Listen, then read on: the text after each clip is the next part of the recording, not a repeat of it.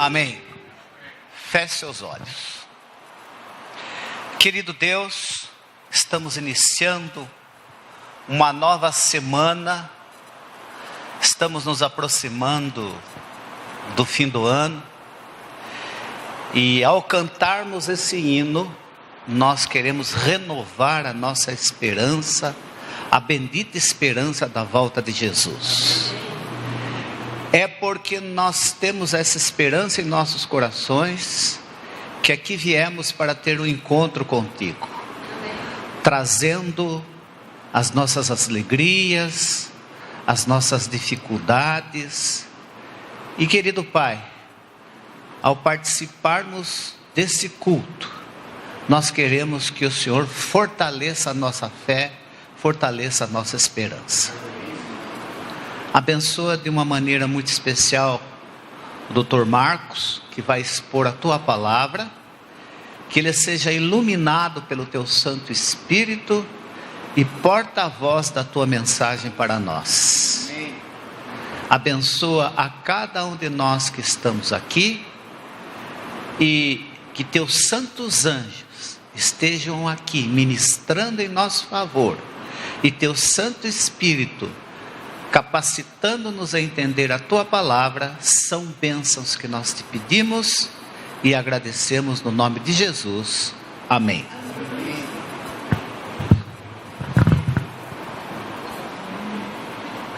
Ivanei, tem alguém? Marco, o pessoal da música não veio, é com você mesmo.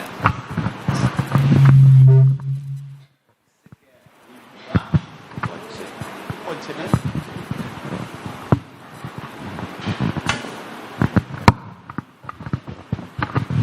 Uma boa noite. Sempre é uma alegria muito grande poder vir aqui a esta igreja, poder compartilhar com os irmãos do estudo da palavra de Deus, e ao mesmo tempo é um momento de a gente poder rever alguns dos amigos, alguns dos nossos professores, como o Jama, que sempre foi um guia desde os primeiros momentos, meus primeiros passos aqui na cidade de Tatuí. Eu fiquei muito feliz quando a doutora Ellen me ligou, perguntando se nós poderíamos estar aqui com vocês, e prontamente a gente se dispôs. E o tema para esses domingos, segundo aqui ela me informou, já estamos chegando próximo ao fim do ano, chegando próximo ao Natal. Apesar de não ser a data em que efetivamente foi o nascimento de Jesus, mas nós podemos aproveitar desse momento para poder relembrar, e aproveitar esse momento propício que as pessoas estão falando, para a gente poder relembrar um pouco do histórico da vida, do ministério de Jesus, que isso significa para nós, como pessoas, como indivíduos, como igreja, que significa para nós como comunidade. E queria compartilhar com vocês esta experiência um pouquinho nesta noite. E eu espero que o Senhor nos use e toque o meu e o seu coração para a gente sair daqui mais fortalecido. Queria fazer uma pergunta para nós começarmos a iniciar. Qual a maior expectativa, sonho, desejo da sua vida? Você já parou para imaginar, refletir assim com cuidado? Qual o maior sonho? Qual a maior expectativa? Qual o maior desejo que move o seu coração? Que faz com que você acorde de manhã pensando nisso, viva o seu dia com essa expectativa? Qual é, irmã? A expectativa é de um dia eu deitar, dormir e eu acordar perto de Jesus. Amém, amém. A volta de Jesus, essa é uma grande expectativa. Mas sem sombra de dúvida, a gente vive no mundo, na nossa vida, no cotidiano, a gente começa a criar algumas expectativas. A gente começa a absorver algumas expectativas, e essas expectativas vão fazendo parte do nosso cotidiano, da nossa vida, das nossas escolhas. E muitas vezes a gente perde a essência daquilo que é importante. Lá atrás, quando os nossos primeiros pais pecaram, e o pecado ele foi introduzido como uma falácia, como uma distração, uma distorção daquilo que Deus pretendia para o ser humano. E é mais ou menos dessa forma que o inimigo tenta muitas vezes tirar a gente do foco, colocando coisas até que boas, coisas que Deus nos colocou, nos deu de presente de coisas boas, mas a gente apropria disso como se fossem as verdades mais importantes. E foi assim com Eva, ao dar ouvido, ao criar uma expectativa maior do que aquela que Deus já tinha dado, que era maravilhosa, e ela veio a pecar. E no momento em que ela peca, ao pegar aquele fruto, desobedecendo assim a Deus, abre-se os seus olhos para ela poder compreender que quando ela assume o controle da sua vida, em detrimento das ordens, das orientações do Senhor, as consequências são muito grandes. E aquele primeiro casal, depois de terem pecado, eles ficaram com medo, eles se esconderam. E quando eles estavam ali escondidos, longe, Deus vai atrás deles e faz uma pergunta: onde você está? Uma pergunta intrigante, uma pergunta para o Deus que conhecia todas as coisas, insignificante. Mas aquela pergunta não era para Deus, não era para ele saber onde eles estavam, era para poder tocar na vida deles, fazê-los pensar onde eles se encontravam depois das escolhas que eles fizeram. Foi triste eles reconhecerem a situação que eles estavam, mas naquele exato momento, Deus faz uma promessa para eles, e esta promessa tem a ver comigo, com você e com toda a humanidade. A promessa que Ele deu era uma promessa de que haveria de vir um que teria a possibilidade de resgatar, de restaurar, de novamente dar a perspectiva correta, de dar para eles o sentido correto da vida. E a expectativa era a vinda de um substituto para poder pagar o preço do pecado, da escolha que eles fizeram. E logo no início, Deus providenciou para eles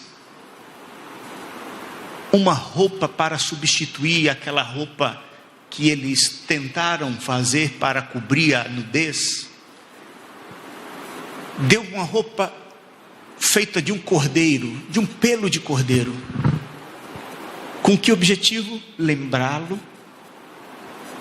os nossos primeiros pais de que haveria um cordeiro que viria a esse mundo para poder padecer, morrer, pagar o preço do pecado por eles. Eu fico imaginando como era que Adão e Eva, a partir daquele momento, começavam a sonhar, expectantes, com a vinda desse cordeiro. Depois de eles experimentarem a perfeita e maravilhosa criação que Deus lhe deu, os planos maravilhosos de Deus, eles experimentarem de tudo perfeito que Deus colocou em suas mãos, eles viram que isso saíram por entre os dedos, perderam aquela maravilhosa bênção,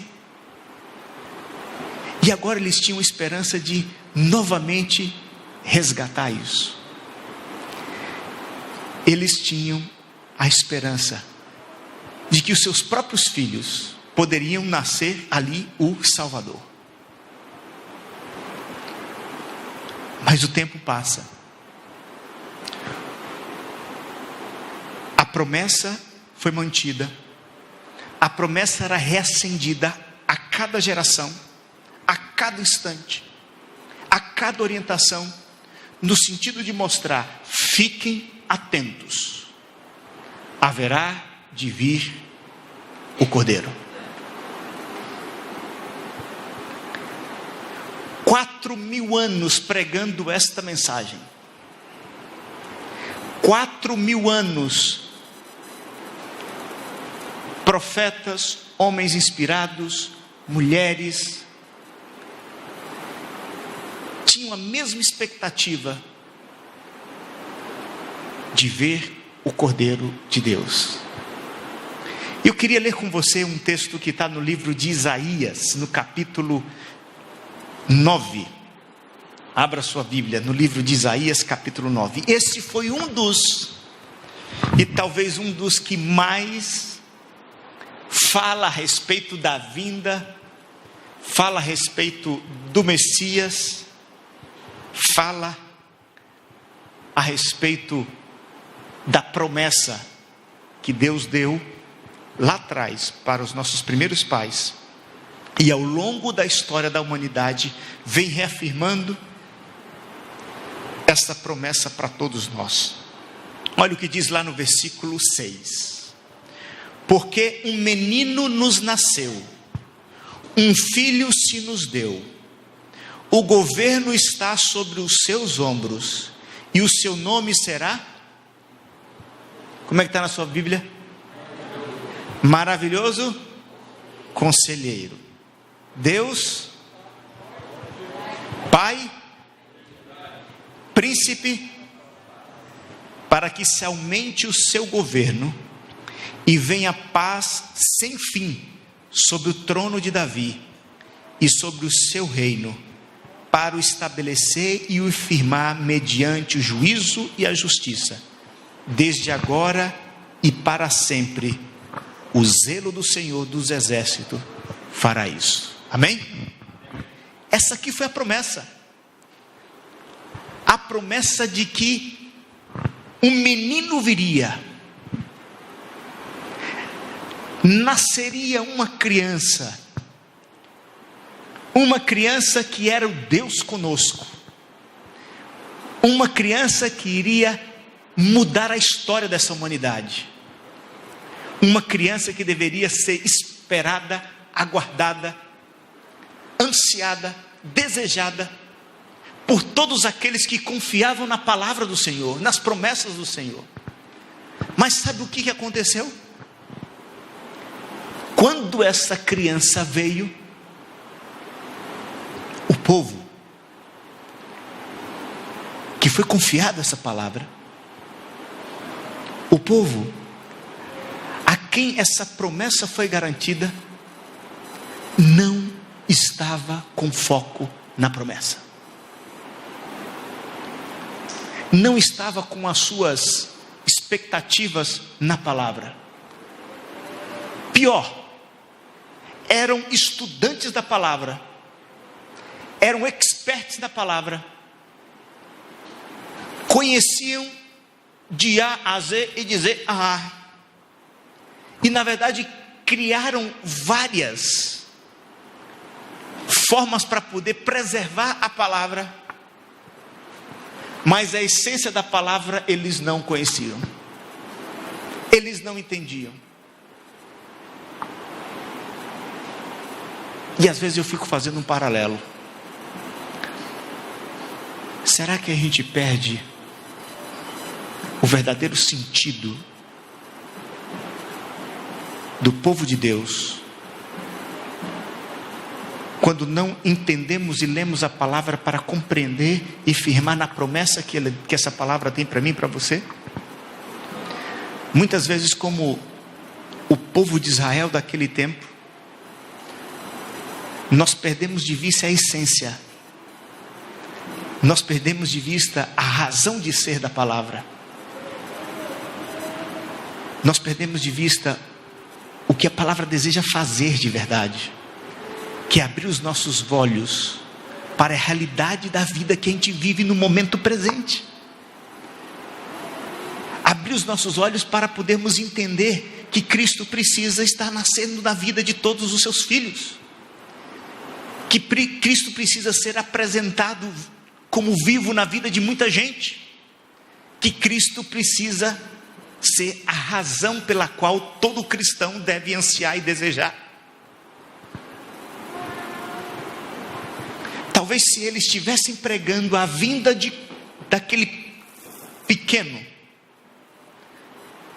a primeira vinda do Messias, pregando e vivendo essa vida, eles estariam preparados para a chegada do Messias. Mas não, eles não estavam preparados. Ironicamente, estudiosos que pesquisavam a Bíblia, os escritos dos profetas, eles tiveram a noção clara, eles tiveram a percepção, eles conseguiram enxergar que no momento em que eles estavam vivendo era o momento da vinda do Messias, deste menino. E eles vêm ao encontro desse menino. E ao vir ao encontro desse menino, o que ele encontra é um povo desavisado. Um povo que talvez ouviu da promessa, talvez ouviu a história, mas não sabia que a história estava acontecendo nos dias deles. Essa reflexão me leva a pensar um pouco a razão pela qual eu e você, como cristãos, e mais especificamente como adventistas do sétimo dia, temos vivido nesses últimos tempos. O que move a sua vida? O que faz sentido para você? O que lhe dá esperança para você acordar? O que dá esperança para você viver? O que dá vontade de você contar? Se não for a esperança da breve volta desse nosso Senhor e Salvador Jesus Cristo. Este garotinho, predito ali por Isaías, no capítulo 9, verso 6 ao verso 7, tem algumas características que podem fazer e trazer um significado especial para a minha vida e a sua vida. Era um menino, filho de Deus, que estava iniciando o seu governo, iria trazer sobre os seus ombros o peso do meu e do seu pecado, e ele nada mais é do que 4 nomes compostos que foram dados aqui para ele. Eu queria com você nesta noite rever um pouquinho a respeito das características deste que já nasceu e que está próximo de vir. Ali diz o primeiro nome que deu a essa criança que nasceu e que viveu. Qual era o nome dele? Nome composto. Me ajudem. Qual é o primeiro? Maravilhoso Conselheiro.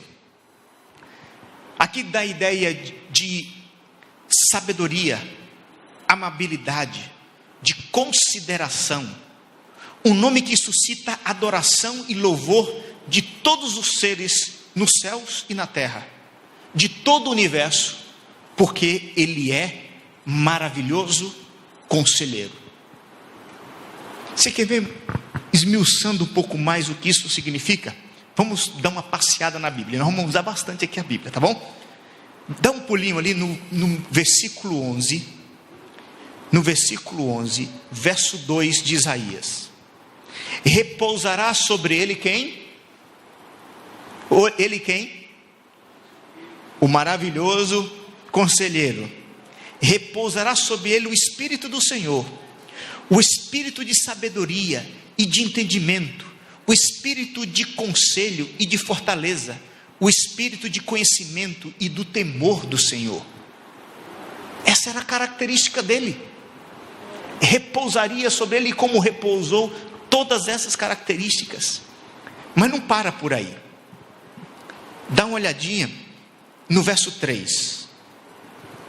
Deleitar-se-á no temor do Senhor, não julgará segundo a vista dos seus olhos, nem repreenderá segundo o ouvido dos teus ouvidos, mas julgará com justiças os pobres e decidirá com equidade a favor dos mansos da terra. Esse é aquele que prescruta o coração de todos, que conhece a essência de cada um de que ele tinha contato.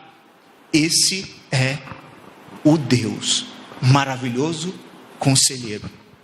Mas tem mais. Dá um pulinho no capítulo 25 de Isaías, no verso, Isaías 25, verso 1. Olha o que diz. Isaías capítulo 25, verso 1. Ó Senhor, Tu és o meu Deus, exaltar-te-ei e te louvarei o teu nome, porque tens feito maravilhas e tens executado os teus conselhos antigos, fiéis e verdadeiros.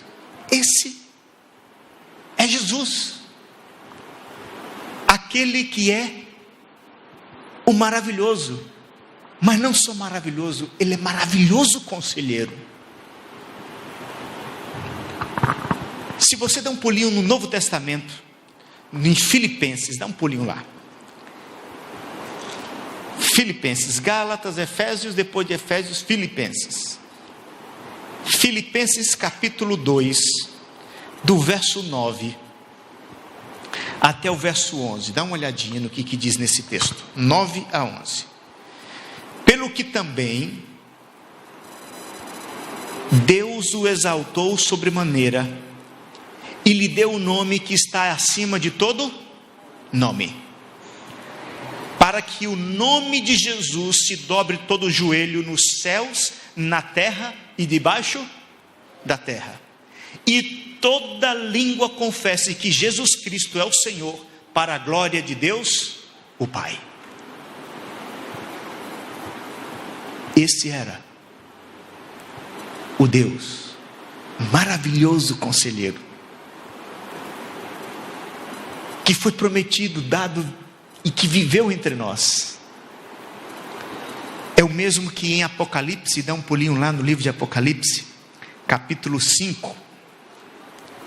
Apocalipse capítulo 5, verso 12 e o verso 13 diz dele: proclamando em grande voz, digno é o Cordeiro que foi morto de receber o poder e riqueza e sabedoria e força e honra e glória e louvor.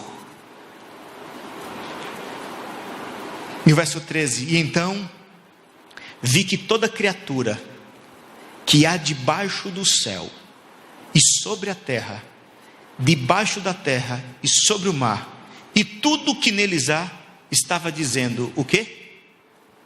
Àquele que está sentado no trono e ao Cordeiro seja o louvor, a honra, a glória e o domínio dos séculos dos séculos.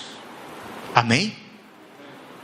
Esse é o Deus maravilhoso, conselheiro, prometido e que veio. E Ele continua sendo esse Deus maravilhoso conselheiro para a minha vida e para a sua vida.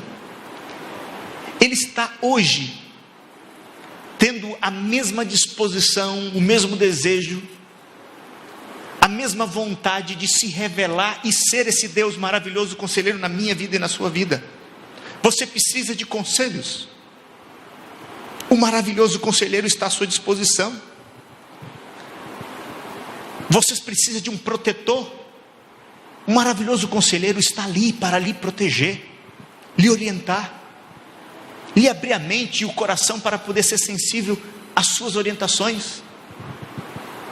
O maravilhoso conselheiro prometido ainda hoje está à disposição minha e sua,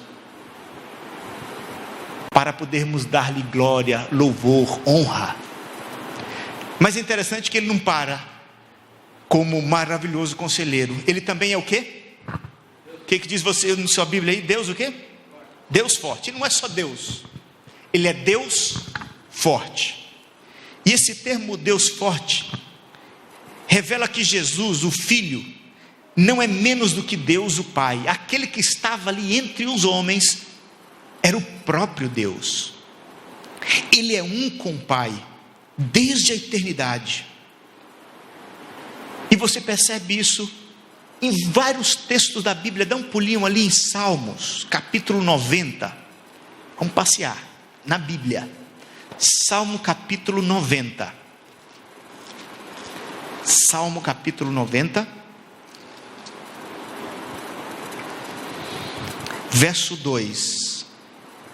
Antes que os montes nascessem e se formassem a terra e o mundo de eternidade em eternidade, tu és Deus. Vai em Provérbios, pouquinho na frente. Provérbios no capítulo 8. Provérbios capítulo 8, a partir do verso 22.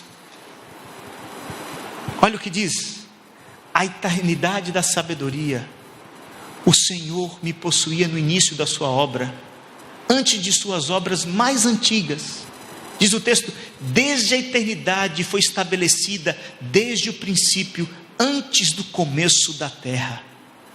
E se você descrever até o versículo 30, você vai ver que esse mesmo Deus, Deus forte, era o Deus eterno, que firmou os fundamentos dessa terra, que criou todas as coisas. É o mesmo Deus que João, capítulo 1, verso 1, que todos nós já conhecemos, que diz lá em João capítulo 1, verso 1, no princípio era quem? O verbo, a palavra. E o verbo estava com quem? Com Deus. E o verbo era quem? Era Deus. Maravilhoso conselheiro, Deus forte. Esse era Jesus, o Deus conosco, o mesmo que em João capítulo 14, dá um pulinho mais à frente, João capítulo 14, e no verso 9 nós vemos, João capítulo 14, verso 9, diz assim: disse-lhe Jesus: Filipe, há tanto tempo eu estou convosco e não me tens conhecido? Quem vê a mim, vê quem? O Pai. E como tu dizes, mostra-nos o Pai? Quem consegue enxergar Jesus, ver Jesus, quem conseguia ver Jesus, conseguia enxergar quem? O Pai. Porque Ele e o Pai são um. Esse Jesus era o nosso Deus forte. E não para por aí. O último texto, o verso 11 do capítulo 14 diz: crede-me que eu estou no Pai e o Pai em mim. Crede ao menos por causa das mesmas obras. Sabe o que significa? As obras de Deus são as obras de Jesus, e as obras de Jesus são as obras de Deus. A promessa daquele menino de Isaías capítulo 6, capítulo 9, verso 6.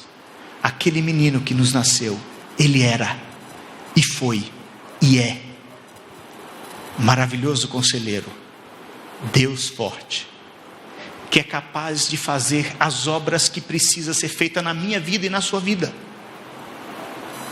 que é capaz de nos restaurar. E aqui vem a pergunta: qual é a obra que hoje você precisa que Jesus realize, que Deus realize na sua vida? Quais são os milagres que você precisa hoje deste Deus forte? Quais são os toques de cura? Quais são os toques de transformação que eu e você hoje precisamos? Esse nosso Deus forte, que foi capaz de fazer no passado, é capaz de fazer hoje. Mas precisamos entender quem Ele é. Precisamos abrir os nossos corações, as nossas mentes, para poder perceber o que Ele é capaz de fazer e que está fazendo hoje, no meio de nós. Mas Ele não tem só o nome de maravilhoso conselheiro, de Deus forte, mas Ele é o quê?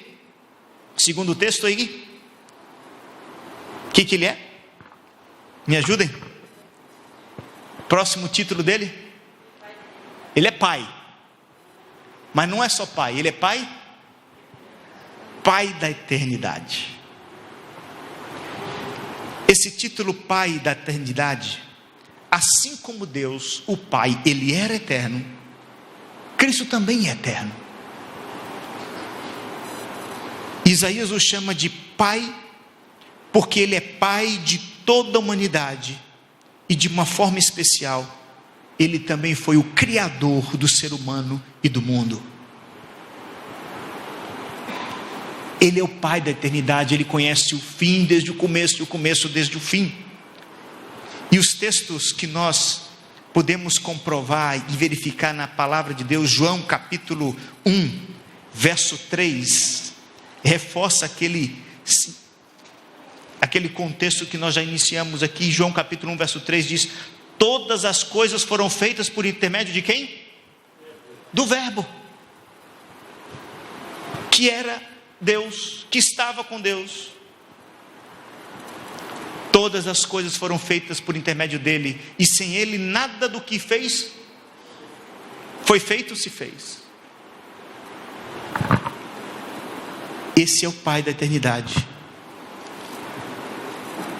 que no livro de Efésios, no capítulo 3, dá um pulinho lá, Efésios capítulo 3, verso 9, diz: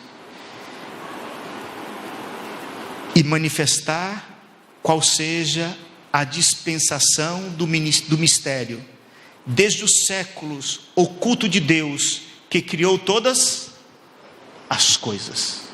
Jesus era o eterno, que criou todas as coisas. Era a promessa que estava vivendo entre eles. E é a mesma promessa que ressurgiu e que hoje está intercedendo por mim e por você. Amém. O mesmo.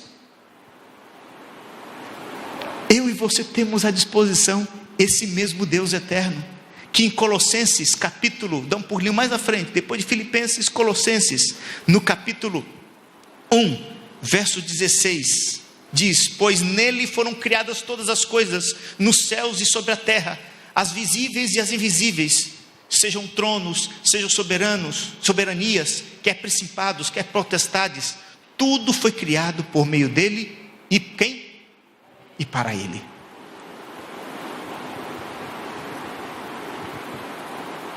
E quando você vai em Gênesis capítulo 1, verso 26, Gênesis capítulo 1, verso 26, também disse Deus: façamos o homem à nossa imagem e semelhança. Nossa imagem, conforme a nossa semelhança. Tem ele domínio sobre os peixes do mar, sobre as aves do céu, sobre os animais domésticos, sobre toda a terra e sobre todos os répteis que rastejam pela terra. Verso 27. Criou, pois, Deus, pois o homem à sua imagem, a imagem de Deus o criou, homem e mulher o criou. Este foi o Deus forte, o Pai da eternidade. Ele que me formou, Ele quem te formou, E você sabe que triste? Quando Ele nos formou, segundo o texto que nós acabamos de ler, Ele nos formou à sua imagem, o quê? Imagem o quê? Semelhança. E você sabe qual é o maior objetivo de nos encontrarmos com a palavra dEle? De virmos à igreja, de nos relacionarmos com as suas escrituras, é fazer com que Ele restabeleça na minha vida e na sua vida a imagem e semelhança dEle que ao longo da história da humanidade tem se perdido. De vez em quando eu olho no espelho e falo: Senhor, se eu fui feito à sua imagem e à sua semelhança, está muito desgastada a sua imagem.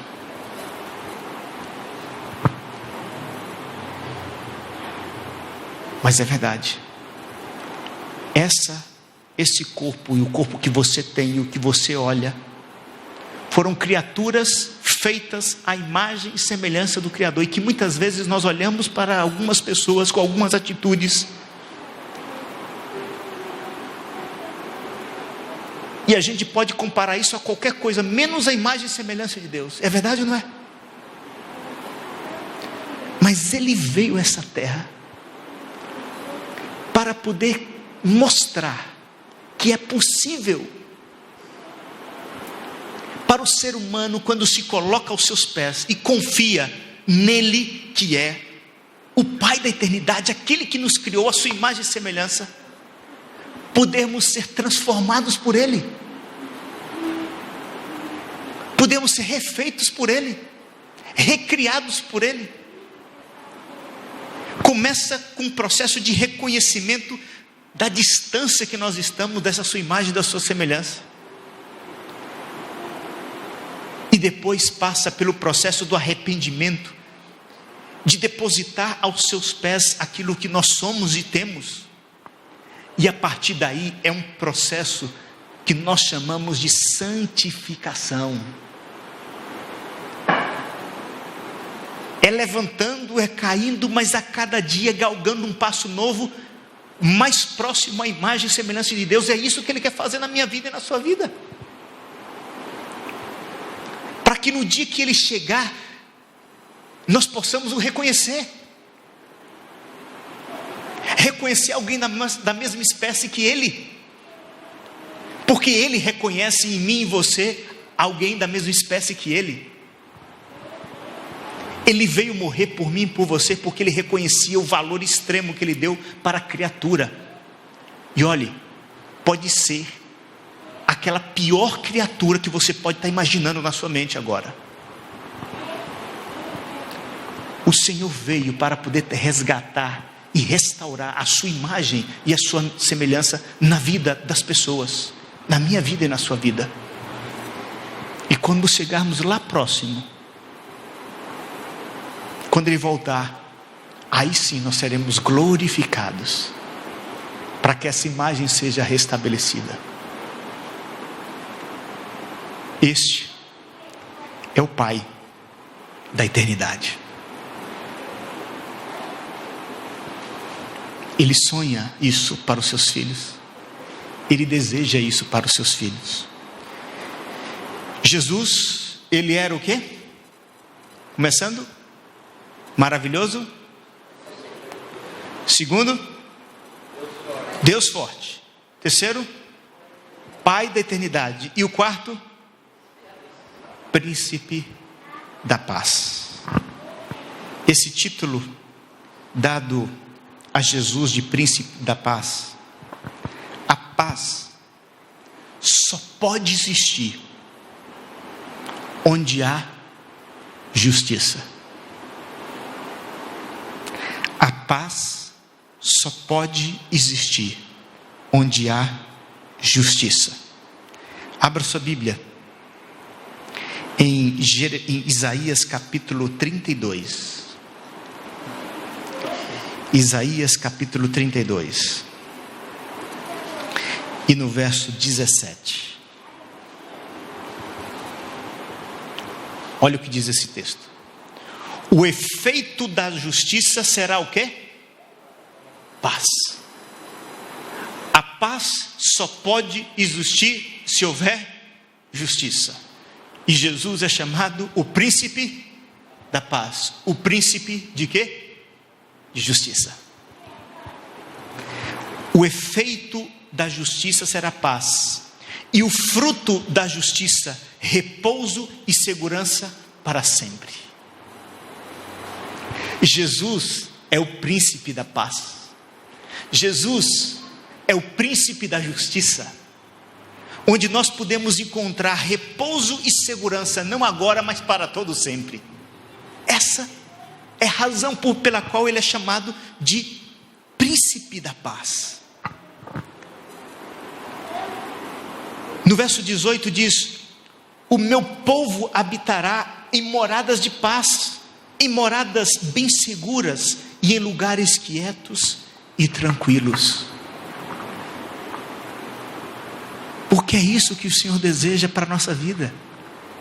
A paz, a justiça que o mundo não dá, que o mundo não é capaz de nos outorgar, mas que quando nós reconhecemos e encontramos essa promessa de uma criança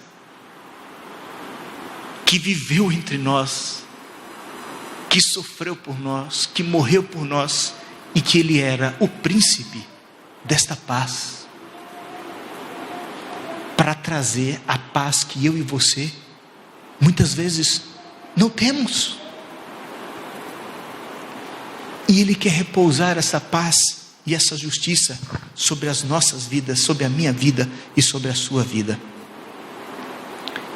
Jesus, ele é o Rei justo. E ele imputa e concede a sua justiça, a justiça que é própria dele, a cada um ser humano. Ele veio ao mundo para poder trazer e dar a paz. Lucas, no capítulo 2, dá um pulinho lá no livro de Lucas, capítulo 2. No verso 14, Lucas capítulo 2, verso 14, diz: glória a Deus nas maiores alturas e paz na terra entre os homens a quem Ele quer bem. João capítulo 14, verso 27, reforça essa mesma ideia. Deixo-vos o quê? A paz. A minha paz vos dou, não vou lá dou como a dá o mundo. Não se turbe o vosso coração, nem se atemorize. Essas são as palavras do príncipe da paz, que quer comunicar, trazer essa paz para mim, para você. Sabe por que nós não temos paz? Porque não somos justos, porque nós erramos, porque nós não conseguimos fazer aquilo que a gente gostaria de fazer, ou pelo menos não fazemos aquilo que nós entendemos que seja certo fazer. Nós não temos forças muitas vezes de fazer aquilo que nós gostaríamos de fazer. Lembra do texto? O bem que eu quero, eu não. O mal que eu não quero, essa é a natureza humana. E é isso que não nos dá paz. E aí vem Jesus, que é o príncipe da paz, e a paz a gente viu que é a justiça, e ele diz: a minha paz eu dou a vocês. Ele imputa a justiça dele para mim e para você. O que ele fez é suficiente para poder garantir a sua paz. O que ele faz é suficiente para poder garantir a minha e a sua paz. Você hoje não tem paz. Seu coração às vezes fica temeroso, e o meu fica angustiado. Abra a palavra. Encontre Jesus nela. Encontre o príncipe da paz. Encontre a sua justiça. E Ele vai tirar o peso do seu coração e do meu coração, dando a certeza de que Ele é a minha e a sua justiça.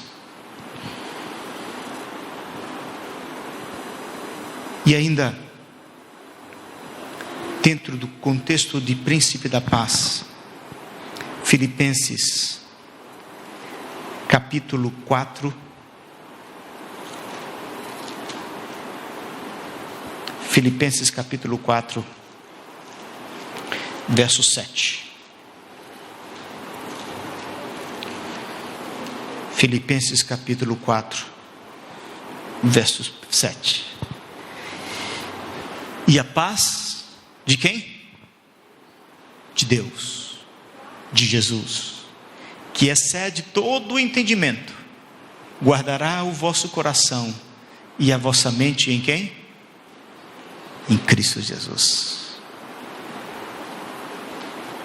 A promessa de Isaías, feita 700 anos antes de Jesus nascer, era de que, Isaías capítulo 9, verso 6, porque o menino nos nasceu, um filho se nos deu, o governo está sobre os seus ombros, e sobre o seu nome será Maravilhoso Conselheiro, Deus Forte, Pai da Eternidade e Príncipe da Paz. Ele nasceu. E em poucos dias, as pessoas estarão comemorando o seu nascimento.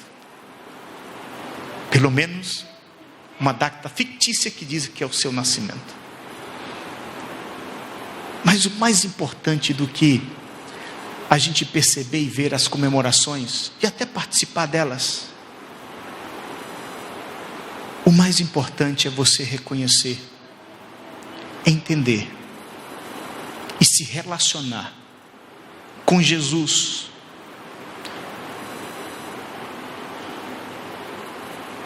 não como nascendo novamente, mas como aquele que é maravilhoso conselheiro, como aquele que é hoje o Deus forte, como aquele que é hoje o Pai da eternidade, como aquele que é hoje o príncipe da paz. Se você e eu, a cada dia da nossa vida, a cada momento do nosso ser, a gente perceber que essa realidade de Jesus ainda pode ser sentida e vivida hoje, aquela pergunta que eu fiz para você no início desse culto, passa a ter um novo significado, passa a ter um novo sentido. As suas palavras, os seus sonhos, as suas dores, as suas angústias, as suas lutas, as suas tristezas, elas passam pelo filtro desse Deus maravilhoso conselheiro, que é capaz de te dar orientação em quaisquer circunstância. Passa pelo filtro desse Deus forte, que é capaz de fazer qualquer coisa na minha e na sua vida para nos sustentar. Passa pelo Pai da eternidade, que quer transformar e recriar a sua vida e a minha vida. Passa pelo filtro do príncipe da paz, que traz a justiça que eu e você precisamos para viver tranquilos, na certeza de que tudo posso naquele que me fortalece. É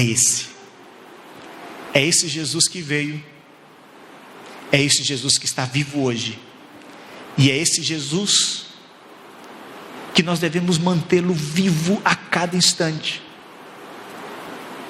para não sermos pegos de surpresa, da mesma forma como foi pego de surpresa aquele povo lá do passado, que era tido como o povo escolhido de Deus, que estava prometida a promessa da sua vinda, e essa promessa foi reafirmada por Ele mesmo. E se nós não estivermos atentos, nós podemos estar desapercebidos de que Ele voltará.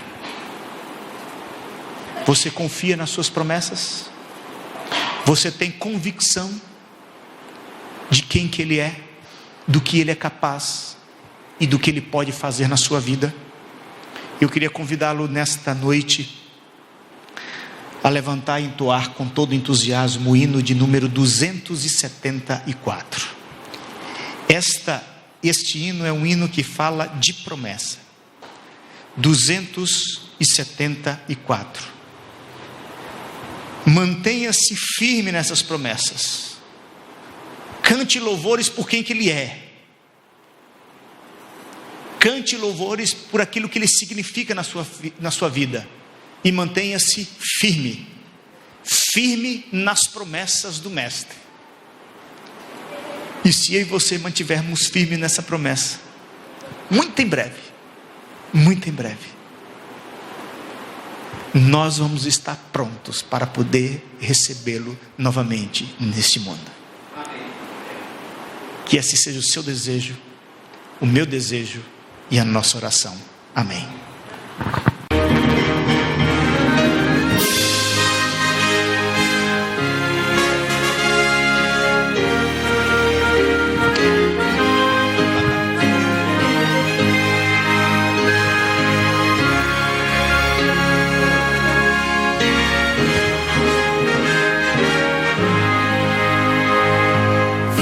Nas promessas de Jesus, Senhor, vou cantar louvores ao meu bom pastor, sempre exaltarei o seu eterno amor, firme nas promessas de Jesus,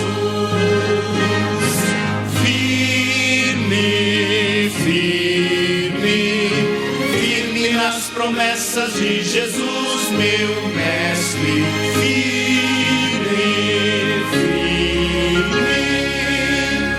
firme nas promessas de Jesus. Agora só as irmãs, só as mulheres.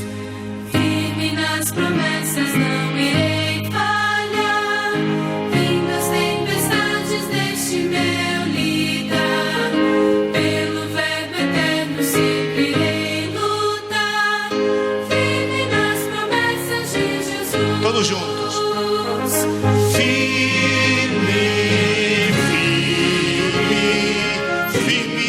Promessas de Jesus, meu mestre,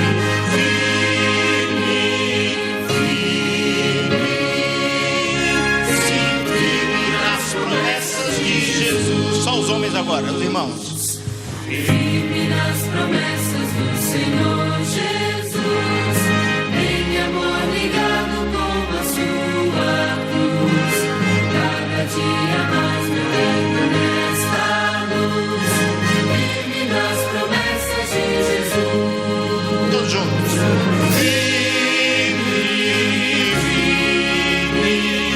Firme nas promessas de Jesus, meu mestre.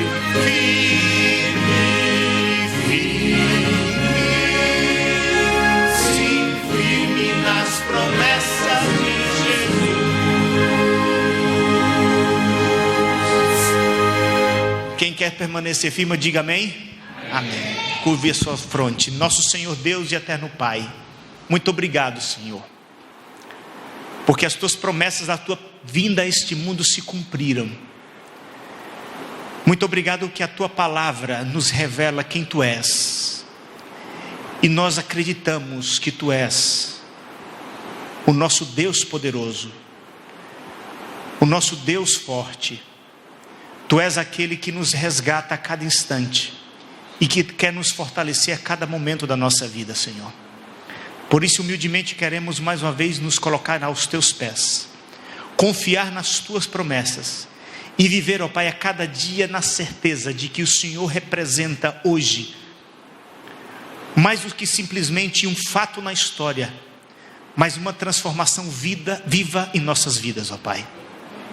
Por isso, Senhor, mais uma vez nós queremos pedir, como o Teu Filho pediu há muito tempo atrás: cria, Pai, em cada um de nós um coração puro e renova dentro de nós um espírito inabalável, Pai. Que nenhuma tristeza, nenhuma dor, nenhum rancor, nenhuma mágoa, nenhuma luta, nenhuma dificuldade possa nos separar dos Teus sonhos, dos Teus planos que o Senhor tem para a vida de cada um de nós. Confiamos nas Tuas promessas, queremos viver nestas promessas, mas queremos estar com os nossos olhos abertos, as nossas mentes abertas, para podermos reconhecer que Cristo está muito próximo de voltar a este mundo, ó Pai. Amém. Não nos deixe perder de vista esta maior promessa, a promessa das promessas. E nós queremos estar prontos, preparados para o dia em que Tu regressares a essa terra. Portanto, Senhor, cuida de cada um dos Teus filhos que está aqui. Permaneça ao lado deles. Revele-se, ó Pai, como um maravilhoso conselheiro. Revele-se, ó Pai, na vida de cada um dos Teus filhos como Deus forte. Revele-se, ó Pai, como o Pai da eternidade. Revele-se, ó Pai, na vida de cada um de nós como o príncipe da paz. E que nós possamos sentir e viver a Tua presença. E nós lhe pedimos, em nome de Cristo Jesus, que vive e reina para todo sempre. Amém, Senhor. Amém.